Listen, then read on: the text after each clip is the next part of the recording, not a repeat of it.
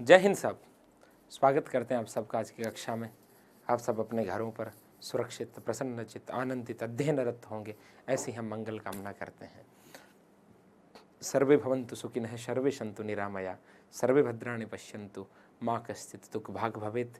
इस विराट और शुभ मंगल कामना के साथ हम कक्षा में प्रवेश करते हैं। जी हाँ, हम पिछली कक्षा से विशेषण के बारे में जान रहे हैं। विशेषण के हम भेद देख रहे हैं। प्रयोग के आधार पर विशेषण के दो भेद, उद्देश्य विशेषण और विधेय विशेषण। जब विशेषण शब्द विशेष्य से पहले आए तो उद्देश्य विशेषण, और जब विशेषण शब्द विशेष्य के बाद आए तो विधेय विशेषण, ये हमने जाना। रचना के आधार पर विशेषण के भेदों की चर्चा करें तो मुख्यतः 4 भेद स्वीकार किए जाते हैं विद्वानों के द्वारा। पहला भेद होता है गुणवाचक विशेषण।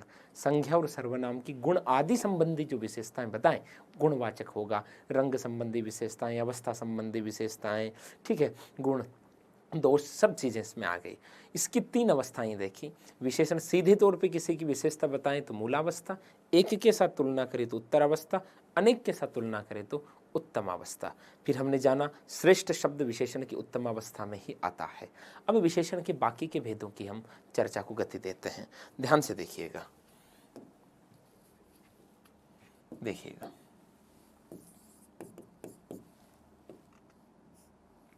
एक विशेषण का मान लीजिए, मैं एक उदाहरण देता हूं आपको कि मैंने कहा कि मेरी कक्षा में, हमेशा अमूमन में उदाहरण काम में लेता हूं, मेरी कक्षा में 400 विद्यार्थी हैं। प्रैक्टिकली सोचिए, मेरी कक्षा में 400 विद्यार्थी, मैंने ये कहा तो स्वाभाविक तौर पे मैंने विद्यार्थियों की क्या प्रकट कर दी? संख्या प्रकट कर दी, और संख्या प्रकट करके इस संख्या की संख्या बता दी मैंने, ठीक है। या जैसे मैंने उदाहरण दिया कि बाबा श्याम के मेले में, बाबा श्याम के मेले में लाखों श्रद्धालु आते हैं। बाबा श्याम के मेले में लाखों श्रद्धालु आते हैं। मैंने एक उदाहरण ये दिया, बाबा श्याम के मेले में लाखों श्रद्धालु आते हैं। तो ये लाखों कह करके मैंने श्रद्धालुओं की संख्या की ओर इशारा तो कर दिया, ठीक है। विषय क्या है कि यहाँ विद्यार्थियों की निश्चित संख्या की बात की और यहाँ श्रद्धालुओं की अनिश्चित संख्या की बात की, लेकिन मैंने विशेषता तो प्रकट की। किसकी विशेषता? संज्ञा की। श्रद्धालु भी संज्ञा है और विद्यार्थी भी संज्ञा है, ठीक है। संज्ञा की क्या प्रकट की? संख्या। संख्या के माध्यम से विशेषता प्रकट की, तो स्वाभाविक तौर पे नाम क्या हो गया? संख्यावाचक विशेषण। क्या नाम हो गया? संख्यावाचक विशेषण। नाम में उत्तर छिपा है जी। ऐसे विशेषण शब्द जो संज्ञा की संख्या संबंधी विशेषता प्रकट करे उनको संख्यावाचक विशेषण कहते हैं। अब मोटे तौर पे इसके 2 भेद होते हैं, ठीक है। पता चल रहा है, नामों से ही पता चल रहा है। एक तो होता है निश्चित संख्यावाचक विशेषण। कौन सा होता है? निश्चित संख्यावाचक विशेषण। दूसरा होता है अनिश्चित संख्यावाचक विशेषण। 2 भेद होते हैं भाई। जैसे हमने ये उदाहरण दिया कि मेरी कक्षा में 400 विद्यार्थी हैं, यहाँ विद्यार्थियों की संख्या निश्चित है। मैंने कहा कि बाबा श्याम के मेले में लाखों श्रद्धालु आते हैं, यहाँ संख्या अनिश्चित है, तो यह निश्चित संख्यावाचक विशेषण हो गया। अब इसके कई उदाहरण ले सकते हैं। जैसे निश्चित संख्यावाचक विशेषण में अपन, जैसे मैंने कहा 2 पेन, तो पेन कितने हैं जी? 2, संख्या निश्चित है। मैंने कहा तीसरा घर, तो घर कौन सा है? तीसरा है।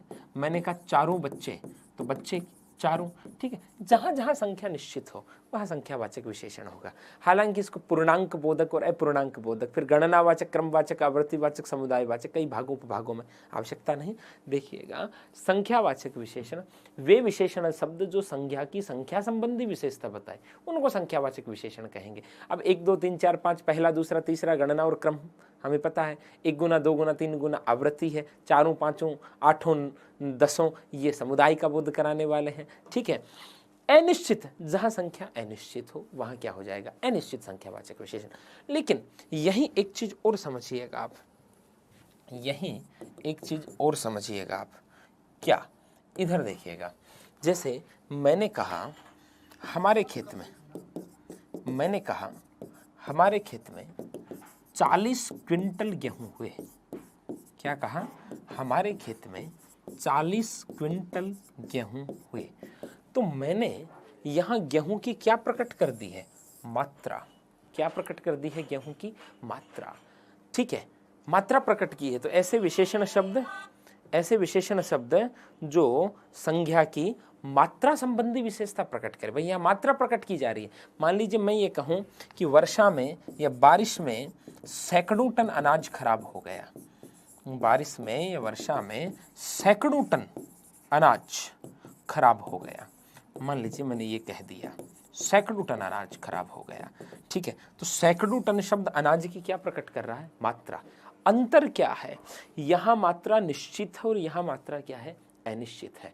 अभी थोड़ी देर पहले हम संख्या के माध्यम से विशेषता प्रकट कर रहे थे, अभी हम मात्रा प्रकट कर रहे हैं।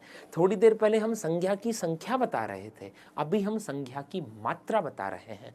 तो हम इसको कौन सा विशेषण कह सकते हैं? मात्रावाचक या परिमाणवाचक विशेषण कह सकते हैं। क्या कह सकते हैं? परिमाणवाचक विशेषण कह सकते हैं। अब नाम में ही उत्तर छिपा। उदाहरण से नियम की ओर जा रहे हैं। परिमाण मानी मात्रा या माप तोल, और परिणाम मानी नतीजा होता है। बहुत से विद्यार्थी परिमाण परिणाम समान ही उच्चारित कर देते हैं, वो बड़ा गड़बड़ हो जाता है। तो ऐसे विशेषण शब्द जो संज्ञा की मात्रा संबंधी विशेषता प्रकट करे उनको क्या कहेंगे? परिमाणवाचक। कोई रॉकेट साइंस नहीं जी, बड़ा सरल है। भाई हमारे खेत में 40 क्विंटल गेहूं हुए, मात्रा निश्चित है, और वर्षा में सैकड़ों टन अनाज खराब हो गया, मात्रा कैसी है? अनिश्चित है। तो दो भेद हो गए ना इसके भी। क्या क्या हो गए? निश्चित परिमाणवाचक विशेषण और अनिश्चित परिमाणवाचक विशेषण। भाई जैसे मैंने कहा, क्या कहा? देखे ना, मैंने कहा 2 किलो चीनी, 2 किलो चीनी या 2 किलोग्राम चीनी। तो यहाँ चीनी एक संज्ञा है, भाई चीनी द्रव्यवाचक संज्ञा है, उसकी हमने क्या बताई है? मात्रा, निश्चित मात्रा। मैंने कह दिया मान लीजिए 3 लीटर दूध। क्या कहा? 3 लीटर दूध। तो दूध नामक संज्ञा की आपने एक निश्चित मात्रा प्रकट कर दी, निश्चित परिमाणवाचक हो गया। मैंने लिखा 5 मीटर कपड़ा, तो आपने कपड़े की क्या कर दी? एक निश्चित मात्रा प्रकट कर दी। क्या प्रकट कर दी? निश्चित मात्रा प्रकट कर दी, ठीक है। लेकिन मान लीजिए आपके घर सब्जी जो है बनी है या नहीं बनी, ठीक है, और आप अपने पड़ोस के अंदर जो है ना माता जी से कहें जा कर के कि ताई जी जरा सी सब्जी डालना, जरा सी सब्जी, भी प्रैक्टिकली सोचिए आप, जरा सी सब्जी, जरा सा, ठीक है। तो आपने सब्जी की क्या प्रकट की? मात्रा, ठीक है। अब वो मात्रा क्या है? अनिश्चित है, ठीक है। क्या है? अनिश्चित है। अब आप सोचोगे वहाँ ऐसा तो कह नहीं सकते ताई जी बहुत ज़्यादा सब्जी डालना, डालने वाले भी नहीं है, ठीक है। लेकिन आपने कहा जरा सी सब्जी डालना, तो सब्जी की आपने क्या प्रकट कर दी है जी? मात्रा प्रकट कर दी है, और मात्रा क्या है? अनिश्चित है, ठीक है। जैसे अभी हमने उदाहरण दिया कि बारिश में सैकड़ों टन अनाज खराब हो गया, तो अनाज की क्या है? मात्रा, लेकिन मात्रा कैसी है? अनिश्चित मात्रा है। कैसी मात्रा है? अनिश्चित मात्रा है, ठीक है, ठीक है। भाई जैसे अपने कहे सैकड़ों क्विंटल गेहूं, सैकड़ों क्विंटल, तो अनिश्चित मात्रा कितनी है? कंफर्म नहीं है। तो इसको भी हम दो भागों में बांट सकते हैं, निश्चित परिमाणवाचक और अनिश्चित परिमाणवाचक। अब जैसे मैं एक वाक्य कहता हूं कि हमारे खेत में गेहूं की 40 बोरियां हुई, ध्यान से समझना, हमारे खेत में गेहूं की 40 बोरियां हुई, तो यहाँ बोरियों की गणना हो रही है, गेहूं की नहीं, और बोरियों को गिना जा सकता है, तो ये निश्चित संख्यावाचक होगा, ये निश्चित संख्यावाचक होगा। वह 2 किलो केले लाया, तो केलों की मात्रा की बात हुई है, तो निश्चित परिमाणवाचक। लेकिन वह 10 केले खा गया, यहाँ गणना सूचक शब्द है, तो निश्चित संख्यावाचक। तो मैं ये कह सकता हूँ आपको समझाने के लिए कि जो गणनीय संख्याएं होती है, केवल गणनीय संख्याएं, ओनली काउंटेबल नाउन्स, गणनीय संख्याओं के लिए तो क्या आता है? संख्यावाचक। क्या आता है? संख्यावाचक। और अगणनीय संख्याओं के लिए क्या आता है? परिमाणवाचक विशेषण। क्या आता है साहब? परिमाणवाचक विशेषण। गणनीय संख्याओं के लिए संख्यावाचक, अगणनीय संख्याओं के लिए परिमाणवाचक विशेषण। समझ में आ गई बात? तो ये बड़ा सरल है, इसमें कोई बहुत ज़्यादा पुस्तकों में नियम वियम दे करके उलझा देते, ऐसा करो वैसा करो, कोई ज़रूरत नहीं। संज्ञा की मात्रा प्रकट हो रही है। भाई जहाँ माप तोल होता, माप तोल की कोई इकाई आई हो, भाई किलोग्राम है, लीटर है, एकड़ है, ये सब माप की और तोल की इकाइयाँ हैं, तो जहाँ माप तोल की इकाइयाँ आए वहाँ परिमाणवाचक, और जिन चीज़ों को गिना जाता है, गणनीय संज्ञाएं, काउंटेबल नाउन्स है, उनके लिए संख्यावाचक। दोनों को मुख्यतः दो दो भागों में बांटते हैं, निश्चित है निश्चित, निश्चित है निश्चित। अब संख्यावाचक में गणनावाचक, गणना कर रहे हो तब गणनावाचक, क्रम की बात है तब क्रमवाचक, समूह का बोध हो रहा है तो समुदायवाचक, ठीक है, और पुनरावृत्ति हो रही, आवृत्ति सूचक शब्द तो आवृत्तिवाचक, ऐसा हम कर सकते हैं, ठीक है। अब देखना साहब, इसका जो सबसे महत्वपूर्ण टास्क है इस विशेषण का, उसको देखिएगा, संकेतवाचक विशेषण या सार्वनामिक विशेषण। ध्यान से समझिएगा, कौन सा विशेषण? सार्वनामिक विशेषण या संकेतवाचक विशेषण। अब नाम से ही पता चल रहा है, नाम से ही पता चल रहा है। कैसे भाई? जो संज्ञा की ओर संकेत करता है, जो संज्ञा की ओर संकेत करता है उसे हम क्या कहेंगे? संकेतवाचक विशेषण। इसका एक नाम हम क्या दे रहे हैं? सार्वनामिक विशेषण। ये नाम क्यों दे रहे हैं? एक्चुअली में ये सर्वनाम शब्द ही होते हैं, और वो सर्वनाम शब्द विशेषण बन जाते हैं। तो सर्वनाम शब्द जब विशेषण की भूमिका निभाए तब हम उसे सार्वनामिक विशेषण कहेंगे। इस बात को इस ढंग से समझना कि सर्वनाम, देखो एक नई कंसेप्ट के आधार पे देखना, सर्वनाम किसे कहते हैं? जो संज्ञा के स्थान पर आता है। तो कोई भी वाक्य में हम ये तो तय कर सकते हैं ना कि ये फला शब्द जो आया है वो संज्ञा के स्थान पर आया है या नहीं आया है। यदि संज्ञा के स्थान पर आया है तब तो वो सर्वनाम है। अब सर्वनाम की संख्या 11 होती, मैं तू आप यह वह जो सो कोई कुछ कौन क्या, ठीक है। अब यही तो होते हैं सर्वनाम, लेकिन इनमें से या इनसे इनके कारकीय रूप बन जाते हैं, ठीक है। मैंने, मुझे, मुझको, मेरे लिए, इस प्रकार के वो बन जाते हैं, ठीक है। यदि वो शब्द किसी संज्ञा के स्थान पर है, यदि किसी के नाम के स्थान पर है, बोले व्यक्ति वस्तु स्थान, तो वो सर्वनाम है।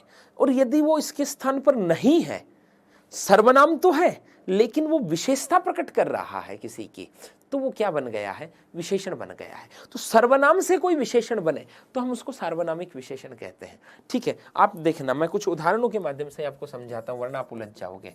परिभाषा को तो एक बार आप अपने ऐसे देख सकते हैं, होते सर्वनाम है, बनते विशेषण है। सर्वनाम से विशेषण की रचना हुई तो नाम क्या हो गया? सार्वनामिक विशेषण। विशेषण बनने के बाद संज्ञा की ओर संकेत किया तो नाम क्या हो गया? संकेतवाचक विशेषण। जरा उदाहरण देखिएगा। मैंने कहा वह जा रहा है, ध्यान से देखना, वह जा रहा है। अब मैं, ठीक है, एक बार कुछ उदाहरण देखना। वह जा रहा है, कोई गा रहा है, वह क्या लाया, ठीक है, वह मेरा गांव है, यह वह मेरी लेखनी है। इस प्रकार के मैंने कुछ उदाहरण लिखे। फिर मैंने लिखा वह या जो पढ़ेगा वो उत्तीर्ण होगा, और ये सही बात है साहब, जो पढ़ेगा वो उत्तीर्ण होगा। मैंने ये भी लिख दिया। 5 वाक्य आपके सामने मैंने दिए हैं। अब इन पांचों के अंदर ये क्या है? सर्वनाम है। ये क्या है? सर्वनाम, जिनको मैंने रेखांकित किया। इन सर्वनाम शब्दों का हम नामकरण भी कर सकते हैं। ध्यान से समझना, वह कौन सा सर्वनाम है? अन्य पुरुषवाचक। कौन सा सर्वनाम है? अन्य पुरुषवाचक। कोई कैसा सर्वनाम है? आप बोलो, जहां बैठे हो वहीं बोलिए। अनिश्चयवाचक सर्वनाम। क्या कौन सा सर्वनाम है? प्रश्नवाचक। वह मेरी लेखनी, तो ये लेखनी नामक संज्ञा की निश्चितता प्रकट कर रहा है, तो कौन सा है? निश्चयवाचक। जो पढ़ेगा, ये कौन सा है? संबंधवाचक। ये सर्वनाम है। हमने नाम भी लिख लिए, तय कर लिया कि ये सर्वनाम ही है, स्पष्ट हो गया। लेकिन मैं इनके सामने ही कुछ वाक्य लिखता हूं, आप ध्यान से देखिएगा। इनके सामने कुछ वाक्य लिखता हूं। वह लड़का जा रहा है, वह लड़का जा रहा है। कोई भिखारी गा रहा है, कोई भिखारी गा रहा है। जैसे मैंने कहा वह क्या समाचार लाया, वह क्या समाचार लाया। और वह लेखनी मेरी है, वह लेखनी मेरी है। और जो लड़का पढ़ेगा, जो लड़का पढ़ेगा वो उत्तीर्ण होगा, जो लड़का पढ़ेगा वो उत्तीर्ण होगा। मैंने जस्ट इनके सामने 5 वाक्य लिखे, और यहां जो सर्वनाम शब्द थे उन सभी शब्दों को मैंने यहां लिखा है। लेकिन यहां ये सर्वनाम है या नहीं, ये तय आप करेंगे। आप चिंतन करना, एक बार वीडियो पॉज करके कर लेना भले, कि यहां ये शब्द क्या सर्वनाम की भूमिका में है। क्योंकि सर्वनाम किसे कहते हैं? जो संज्ञा के स्थान पर आए उसे सर्वनाम कहते हैं। प्रैक्टिकली सोचना आप, छोड़िए परिभाषाओं के जंजाल को, समझ विकसित कीजिए। मैंने कहा वह जा रहा है, तो वह शब्द जाने वाले व्यक्ति के नाम को रिप्रेजेंट कर रहा है। लेकिन मैंने कहा वह लड़का जा रहा है, तो क्या वह शब्द उसके नाम को रिप्रेजेंट कर रहा है? जी नहीं, वह शब्द तो लड़के की ओर क्या कर रहा है? संकेत कर रहा है। अब वह एक्चुअली में तो सर्वनाम है, यहां विशेषता प्रकट कर रहा है। विशेषता तो प्रकट कर रहा है, मान लीजिए 20 लड़के खड़े हैं, उसमें हमने कहा वह लड़का, तो हमने अर्थ को सीमित कर दिया है, हमने विशेषता प्रकट कर दी। और विशेषण क्या करता है? विशेषण संज्ञा की व्यापकता को सीमित ही तो करता है। उस ढंग से समझे तो समझ सकते हैं। संज्ञा की व्यापकता को सीमित कौन करता है? विशेषण करता है। एक बार प्रश्न आया हुआ है, संज्ञा की व्याप्ति किससे मर्यादित होती है? विशेषण से होती है। कैसे भाई? मान लीजिए मैंने कहा गाय, समझना इस टॉपिक को, मैंने कहा गाय, गाय में सब गायें आ गई, लेकिन मैंने कहा सफेद गाय, जैसे ही मैंने विशेषण कहा सफेद गाय, उसमें से कालीर भूरीर वो सब बाहर हो गई, केवल सफेद सफेद। तो संज्ञा का जो अर्थ व्यापक था उसको सीमित किसने किया? विशेषण ने किया। मैंने कहा कुत्ता, तो कुत्ता, सब कुत्ते आ गए, काले पीले जितने चलते हैं, पालतू गली वाले सब आ गए। मैंने कहा काला कुत्ता, तो काला, काला विशेषण है। जैसे ही काला कुत्ता कहा, कुत्ता नामक संज्ञा का जो व्यापक अर्थ था वो सीमित हो गया। अब इसमें जो है ना काले काले ही हैं, बाकी व्हाइट वगैरह जो भूरे हैं, चितकबरे हैं, वो सब बाहर निकल गए। समझे? तो संज्ञा के अर्थ, ये इस कंसेप्ट को भी आप समझिए, संज्ञा की व्यापकता को सीमित ही कौन करता है? विशेषण करता है। ठीक है। और संज्ञा के स्थान पर कौन आता है? सर्वनाम। तो विशेषण तो उसकी व्यापकता को भी सीमित करेगा। वह जा रहा है, तो वह शब्द तो कोई भी हो सकता है। वह लड़का, तो वह शब्द ने किसकी ओर संकेत किया? लड़के की ओर। भाई जैसे अगला उदाहरण देखिएगा, कोई गा रहा है, कोई गा रहा है। अब आप सोचो कौन गा रहा है, आप सोचते ही रह जाओगे। कोई प्रेमी गा रहा है, ठीक है, कोई भिखारी गा रहा है, कोई गायक कलाकार गा रहा है, कौन गा रहा है? लेकिन कोई शब्द गाने वाले के नाम के स्थान पर आया है, इसलिए ये विशेषण है, सॉरी सर्वनाम है, अनिश्चयवाचक सर्वनाम है। लेकिन हमने कहा कोई भिखारी गा रहा है, तो कोई शब्द ने किसकी ओर संकेत कर दिया? भिखारी की ओर संकेत कर दिया। लेकिन कोई यहाँ सर्वनाम तो नहीं है, किसी के नाम को रिप्रेजेंट तो नहीं कर रहा है। और प्रैक्टिकली आप समझिए वह क्या लाया। मान लीजिए आपके ननिहाल में किसी का विवाह हुआ है, आप तैयारी में व्यस्त नहीं जा पाए, आपका भाई गया है, भाई वापस आ गया, ठीक है, आपने अपनी माँ से पूछा वह क्या लाया? प्रैक्टिकल सोचिए, वह क्या लाया? माँ का उत्तर क्या होगा? ननिहाल से जो वस्तुएं मिली है वही तो होगा, लावणों, पापा की जुआरी, कंबल, ठीक है इस प्रकार की चीजें होंगी। आपके लिए भी कोई ड्रेस व्रेस है, यानी वस्तु। क्या शब्द वस्तु के नाम को रिप्रेजेंट कर रहा है? नाम के स्थान पर आए वो तो सर्वनाम होता है, प्रश्न की भाषा में आया इसलिए प्रश्नवाचक सर्वनाम। अब आपके पापा आए, आपके पिताजी ने आपकी माँ से पूछा लड़का आ गया क्या? आ गया। वह क्या समाचार लाया? उत्तर बदल जाएगा, वह क्या समाचार लाया है? विवाह में कौन कौन नहीं आए है, कौन कौन रूठे, किस किस के ज्यादा हुई इस प्रकार के अद्भुत समाचार मिलने वाले हैं। ठीक है। तो क्या शब्द जो थोड़ी देर पहले वस्तुओं के नाम के स्थान पर आ रहा था, अब क्या वो वस्तुओं के नाम के स्थान पर आ रहा है? नहीं। और नाम के स्थान पर नहीं आ रहा तो इसका मतलब वो सर्वनाम तो नहीं है, वो एक संज्ञा की ओर संकेत कर रहा है, तो संकेतवाचक विशेषण हो गया। लेकिन एक्चुअली में तो क्या सर्वनाम होता है? बन विशेषण गया, सर्वनाम से विशेषण बना, तो नाम क्या हो गया? सार्वनामिक विशेषण। क्या नाम हो गया? सार्वनामिक विशेषण। समझ में आयो है? सर्वनाम शब्द जब विशेषण बन जाता है तो वो सार्वनामिक विशेषण कहलाता है। विशेषण बनने के बाद वो संज्ञा की ओर संकेत करता है, इसलिए वो संकेतवाचक विशेषण कहलाता है। कंफर्म? क्लियर? ठीक है। जैसे अगला उदाहरण देख लीजिए, वह मेरी लेखनी है और वह लेखनी मेरी है। वह शब्द लेखनी की ओर संकेत कर रहा है, जो पढ़ेगा वो उत्तीर्ण होगा। जो लड़का, जो शब्द लड़के की ओर संकेत कर रहा है। तो अपन ये कह सकते हैं सर्वनाम शब्द के बाद उसी के लिए प्रयुक्त कोई जातिवाचक संज्ञा आए तो वो सर्वनाम शब्द क्या बन जाता है? संकेतवाचक विशेषण बन जाता है। और इसका कंसेप्ट आप माइंड में यदि कोशिश करें क्या कि सर्वनाम उसे कहते हैं जो संज्ञा के स्थान पर आए। बड़ी सरल बात है, समझने में लोगों को बड़ा वक्त लग जाता है। वह जा रहा है, मान लीजिए मैं अभी स्टूडियो में रिकॉर्डिंग कर रहा हूं, बाहर कोई जाए, ठीक है, तो मैं कहूं वह जा रहा है, तो वह शब्द जाने वाले के नाम के स्थान पर आया है। नाम के स्थान पर आया तो वह सर्वनाम है। मैंने कहा वह लड़का जा रहा है, तो वह शब्द नाम के स्थान पर नहीं आया, वह शब्द लड़के की ओर संकेत कर रहा है, संकेत कर रहा है, संकेतवाचक विशेषण। लेकिन वह एक्चुअली में तो सर्वनाम होता है, व्यवहार विशेषण की तरह कर रहा है, तो नाम क्या हो गया? सार्वनामिक विशेषण। समझ में आया? ठीक है, ये आपका कौन सा विशेषण है? संकेतवाचक या सर्वनामिक विशेषण। सर्वनाम शब्द के बाद उसी के लिए प्रयुक्त कोई जातिवाचक संज्ञा आए तो सर्वनाम शब्द किसकी भूमिका में होता है? संकेतवाचक विशेषण की भूमिका में होता है। ठीक है, ये विशेषण के मुख्य भेद 4 होते हैं और चारों की हमने क्या कर ली? चर्चा। लेकिन इसके अलावा भी मैं आपको कुछ बताता हूं, समझना। एक व्यक्तिवाचक विशेषण की चर्चा भी कुछ विद्वान करते हैं। व्यक्तिवाचक विशेषण, भाई अभी थोड़ी देर पहले हम संकेतवाचक विशेषण देख रहे थे, सार्वनामिक विशेषण देख रहे थे, ध्यान से समझना। तो हमारे पास थे तो क्या? सर्वनाम शब्द। वो बन क्या रहे थे? विशेषण। तो हमने नाम क्या रखा? सार्वनामिक विशेषण। क्या नाम रखा? सार्वनामिक विशेषण। अभी हमारे पास होगी तो क्या? व्यक्तिवाचक संज्ञा। बनेगी क्या?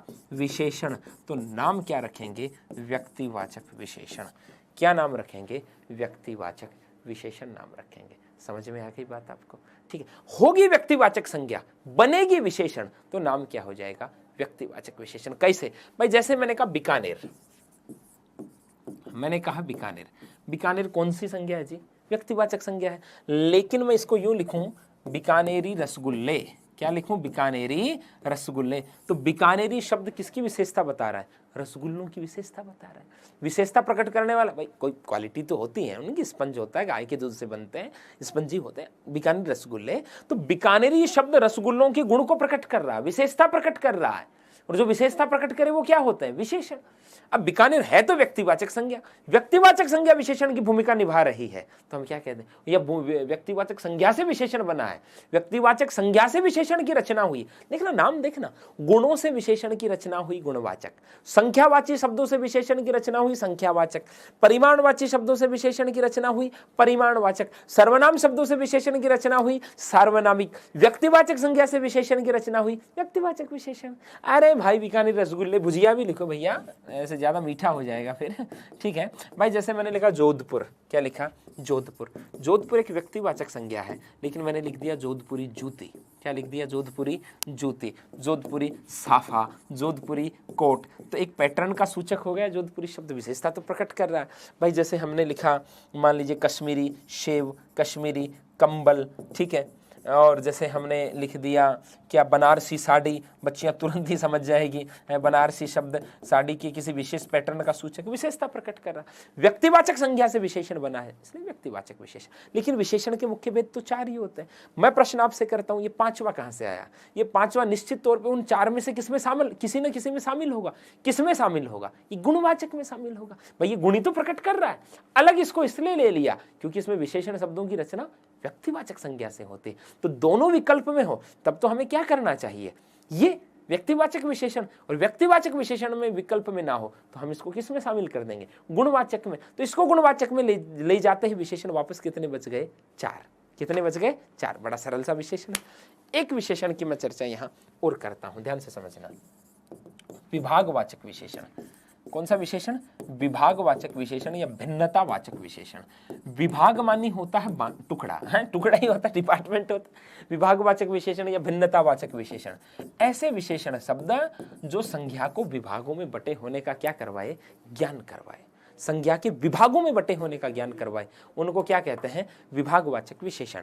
मान लीजिए मेरी कक्षा में छात्र बैठे हैं, अब वो छात्र तो 400 बैठे हैं, 500 बैठे हैं, 200 बैठे हैं, 40 बैठे, कितने भी छात्र, छात्र एक जातिवाचक संज्ञा है। लेकिन मैंने कहा प्रत्येक छात्र, तो प्रत्येक शब्द छात्र नामक संज्ञा को टुकड़ों में बटे होने का ज्ञान करवा रहा है ना।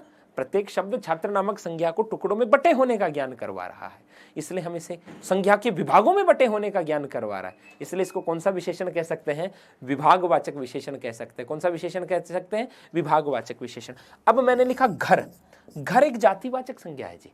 मान लीजिए आपके मोहल्ले में 19-20 घर, आपके घर सवामणी हुई है, दाल बाटी चूरमा बनाया, बच गया, मैया ने कहा कि बेटा जा थोड़ा दाल बाटी चूरमा मोहल्ले में बांट करके आ जा, मोहल्ले में बांट करके आ जा। अब आप घरों में गए, किसी घर में हो सकता है ज़्यादा पहुंचा दो, किसी में पहुंचाओ ही नहीं है, तो आपके मामला आपका है ना। लेकिन माँ ने कहा कि हर घर में जाना है, तो घर नामक जो जातिवाचक संज्ञा थी वो बराबर बराबर टुकड़ों में बटी होने का बोध हो रहा है। जैसे हमें कहें आने वाले वर्षों में हमें वृक्षारोपण करना चाहिए, अब वर्ष तो कितने ही हो गए, जातिवाचक संज्ञा एक समूह का बोध हो रहा है, लेकिन हमने कहा प्रति वर्ष, तो ये संज्ञा बटी हुई होने का ज्ञान हो रहा है।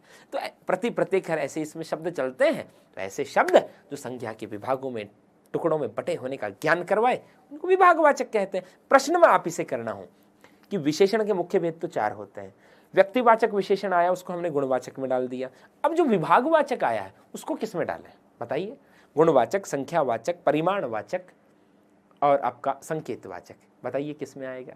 ये संख्यावाचक विशेषण में जाएगा। ये संख्यावाचक विशेषण का ही एक प्रकार होता है। तो ये दोनों विकल्प में हो तब तो ये कर देंगे, ये ना हो तो इनको भी किस में ले जाएंगे? संख्यावाचक विशेषण में ले जाएंगे। वापस कितने बच गए प्रभु? 4 के 4। समझ में आ गई बात? अब आपको केवल एक परिभाषा यहाँ मैं और बता देता हूँ, केवल एक परिभाषा और, ठीक है? बाकी विशेषण का टॉपिक जितना आवश्यक है वो कंप्लीट है। इससे प्रश्नों का कि उत्तर तक पहुँच सकते हैं। देखो एक गलत सी परंपरा बनी हो गई, इतने नियम, नियमों के जाल में विद्यार्थी फंस जाते बेचारा। क्या क्या याद रखे?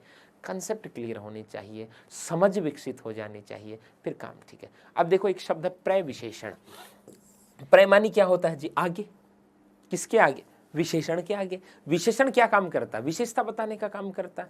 तो जो विशेषण शब्द के आगे जुड़कर उसकी भी विशेषता प्रकट करे या उसकी विशेषता प्रकट करने में सहायता प्रदान करे, उसको क्या कह सकते हैं? प्रविशेषण। भाई जैसे मैंने कहा गगन स्वस्थ है, मैंने एक वाक्य कहा गगन स्वस्थ है, तो स्वस्थ शब्द गगन की क्या बता रहा है? विशेषता बता रहा है। तो ये कैसा शब्द हो गया?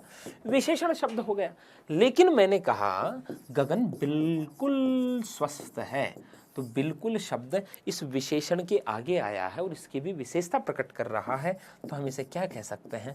प्रविशेषण। क्या कह सकते हैं? प्रविशेषण। जैसे मैंने कहा कि विक्रम चालाक है, मैंने कहा विक्रम चालाक है, तो चालाक शब्द क्या है जी? विशेषण है। चालाक शब्द क्या है? विशेषण है। लेकिन मैंने कहा विक्रम बहुत चालाक है, बहुत शब्द इस विशेषण से पहले जुड़कर इसकी भी विशेषता प्रकट कर रहा है, तो हम इसे क्या बोल देंगे? प्रविशेषण। क्या बोल देंगे? प्रविशेषण। तो जो विशेषण के आगे जुड़कर विशेषण की विशेषता बताए उन्हें क्या कहते हैं? प्रविशेषण। तो ये बड़ा सरल सा टॉपिक है साहब आपका। क्या? विशेषण। जो शब्द विशेषता प्रकट करते हैं उन्हें विशेषण कहते हैं। एक बार रिपीट कर लीजिए, विशेषण कैसा शब्द है? विकारी शब्द है, कारक, ठीक है? लिंग वचन कारक 3 ही है संज्ञा सर्वनाम विशेषण के। विकारी तो ठीक है पुरुष वाच्य और वो तो है नहीं, ठीक है? कारक के कारण विशेषण में भी परिवर्तन नहीं आता, ये हमने सारणी में देखा ही था। और फिर हमने विशेषण जो विशेषता बताई वो विशेषण, जिनकी विशेषता बताई वो विशेष्य, जो समानता बताई वो उपमान, जिनकी समानता बताई वो उपमेय, ठीक है? फिर हम आगे बढ़े, प्रयोग के आधार पर 2 भेद देखे, उद्देश्य विशेषण और विधेय विशेषण। विशेषण शब्द विशेष्य से पहले आए तो उद्देश्य और बाद आए तो विधेय। रचना के आधार पर 4 भेदों की चर्चा की, जो गुण बताई वो गुणवाचक, जो संख्या बताई वो संख्यावाचक, जो मात्रा बताई वो परिमाणवाचक, जो संकेत करे वो संकेतवाचक। अब संकेतवाचक वो होता है जिसकी रचना सर्वनाम से होती है, इसलिए नाम क्या हो गया? सार्वनामिक विशेषण। 2 की चर्चा और की हमने, किसकी? व्यक्तिवाचक की और विभागवाचक की। व्यक्तिवाचक को हमने गुणवाचक में शामिल कर दिया और विभागवाचक को हमने संख्यावाचक में शामिल कर दिया। वापस कितने बच गए? 4। विशेषण की अवस्थाएं देखी 3। यदि एक की विशेषता प्रकट करे तो मूलावस्था, एक के साथ तुलना हो तो उत्तरावस्था, अनेक के साथ तुलना हो तो उत्तमा अवस्था, ये होती है। श्रेष्ठ शब्द विशेषण की उत्तम अवस्था में ही आता है, कारण हमने श्री में इष्ठन प्रत्यय जोड़ करके श्रेष्ठ की रचना की थी। और जो शब्द विशेषण के आगे जुड़कर विशेषण की विशेषता प्रकट करें उन्हें क्या कहते हैं? प्रविशेषण। तो आपका जीवन विशेष हो और आपके जीवन में जो शेष है वो विशेष हो। इसी शुभ आशीर्वाद के साथ आज की कक्षा को विश्राम देते हैं। आप हंसते रहें, मुस्कुराते रहें, खिलखिलाते रहें, आनंदित रहें, प्रसन्नचित्त रहें। ओके, जय हिंद।